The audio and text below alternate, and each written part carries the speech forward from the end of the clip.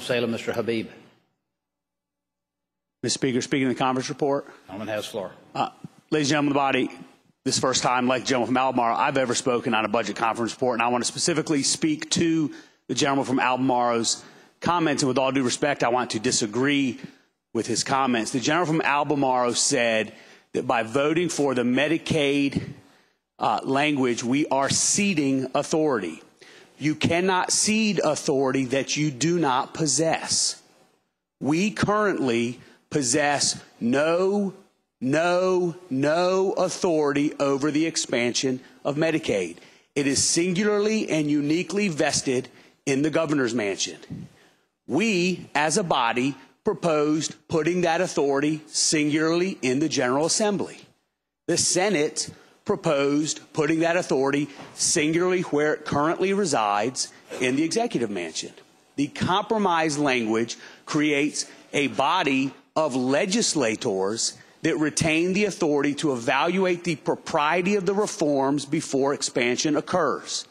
So if you start from the position that we are giving something up, that we are ceding something, you are starting from a false position. If you believe Medicaid expansion should not happen until reforms occur, then you can look at this and say this is a legislative body that gets to oversee the reforms and determine on our behalf if proper reforms have occurred.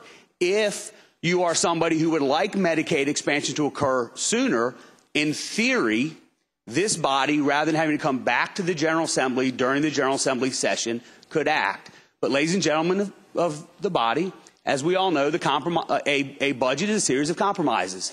And we have a scenario where we, certainly on this side of this House, would like us to be the final arbiter. And the people on the other side want the status quo. They want one person sitting in the executive mansion to be singularly empowered to do that. And if you vote against this budget, you are voting to give this or the next governor the single authority to expand Medicaid. If you vote for the budget, you are voting to give a body that we control the authority to evaluate reforms and decide if they are proper. For that reason, Mr. Speaker, I am proud of the compromise on Merck that our conferees have come up with, and for all the other reasons that the budget is a good budget, I intend to vote yes and encourage the body to do so.